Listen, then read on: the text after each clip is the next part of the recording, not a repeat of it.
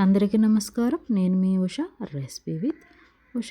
ఈరోజు బొప్పాయి ఆకుతో చేదు లేకోకుండా హెల్దీగా స్వీట్ అనేది చేసి చూపించబోతున్నానండి.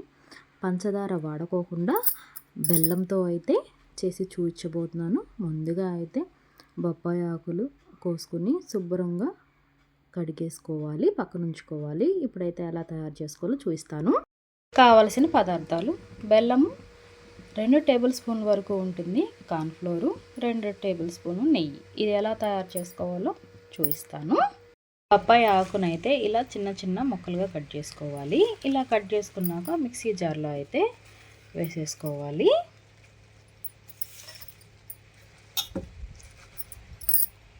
ఇప్పుడు ఇందులోకి 1/2 గ్లాస్ వరకు నీళ్ళైతే పోసుకోవాలి.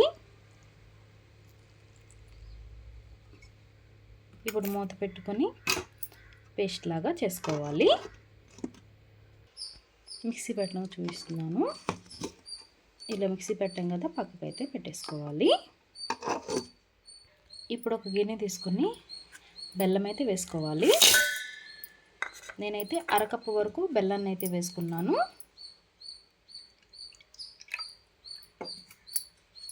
కొద్దిగా నీళ్ళైతే పోసుకోవాలి. ఇప్పుడు స్టవ్ వెలిగించుకుని, ఇది పాకం అయితే రావాల్సిన అవసరం లేదండి, కరిగితే సరిపోతుంది. బెల్లం ప్లేస్లో మీరు పంచదార అయినా వేసుకోవచ్చు, అది మీ ఆప్షనల్ మాత్రమేనండి. బెల్లం అయితే ఇలా కరిగిపోయిందండి. ఇది పక్కకు తీసి పెట్టేసుకోవాలి. స్టవ్ పైన కడాయి పెట్టుకోవాలి ఇంకొకటి. ఇప్పుడైతే ఒక గిన్నె తీసుకుని వడగట్టే లాంటిది ఒకటి పోసేసుకుని, మనం పప్పాయ ఆకు పట్టుకున్నాం కదా, అదైతే ఇందులో పోసేసుకోవాలి. ఇదైతే కప్పు కొలతలో కొలుచుకొని చూసుకుందాము ఎన్ని కప్పుల వరకు రసం అనేది వచ్చిందో. ఇది నాకు ఈ కప్పు నిండుగా కప్పు అయ్యి 1/2 కప్పు అయితే అయ్యింది. ఇప్పుడైతే కడాయిలో అయితే పోసేసుకోవాలి. ఇది గిన్నెలో అనేది కొంచెం అట్టు పెట్టుకోండి. ఇప్పుడు ఈ రసంలోకి 2 టేబుల్ స్పూన్ల వరకు కార్న్ఫ్లోర్ అయితే వేసుకోండి.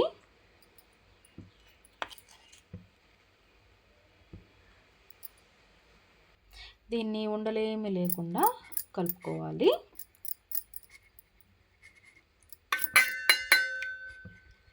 ఇలా కలిపేసుకొని పక్కకు పెట్టేసుకోండి. ముందుగా కలిపి పెట్టుకున్న కార్న్ఫ్లోరు నీళ్ళు అయితే ఇందులో పోసేసుకోవాలి. బొప్పాయి ఆకు రసంతో ఇదే ఉండలేమి లేకుండా కలుపుకుంటూనే ఉండాలి దగ్గరకు వచ్చేంత వరకు. ఇప్పుడు ఈ వర్షాలకి జ్వరాలు వస్తూ ఉంటాయి, ప్లేట్లెట్స్ అనేవి పడిపోతూ ఉంటాయండి.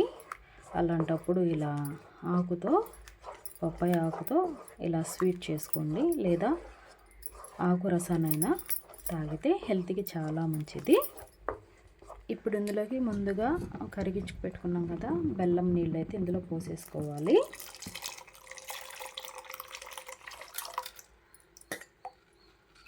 పోసుకుని ఒకసారి అయితే కలుపుకోవాలి. ఇది దగ్గరకు వచ్చేంత వరకు కలుపుకుంటూనే ఉండాలండి. ఇదే స్టేజ్లో ఉన్నాక మనము ఒక నెయ్యి, 1 టేబుల్ స్పూన్ అంత నెయ్యి అయితే వేసుకోవాలి. వేసుకొని ఇలా అయితే కలుపుకోవాలి. ఇప్పుడు ఇందులోకి సొంటి పొడి అయితే వేసుకుందామండి. యాలకుల పొడి కాదు, సొంటి పొడి. ఇదైతే పప్పాయ ఆకు చేదు లేకోకుండా ఉంటుంది, అందుకని సొంటి పొడి అయితే వేసుకోవాలి.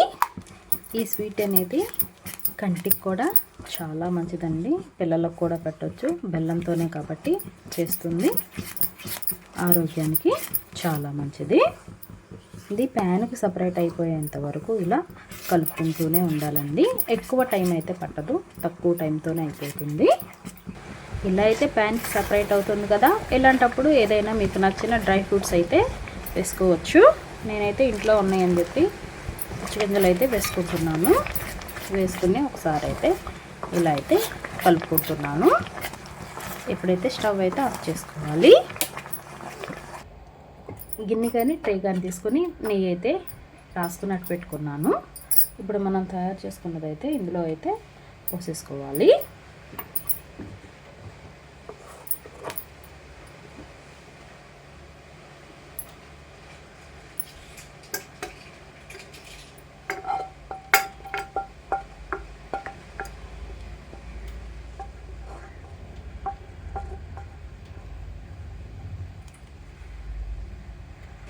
ఇలా పోసేసుకుని అరగంట వరకు పక్కకు పెట్టుకోవాలి. తర్వాత చూపిస్తాను ఎలా వచ్చిందో.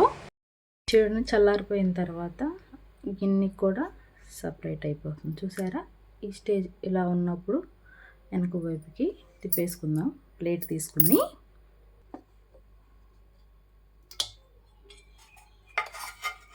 చూడండి ఎంత చక్కగా వచ్చిందో.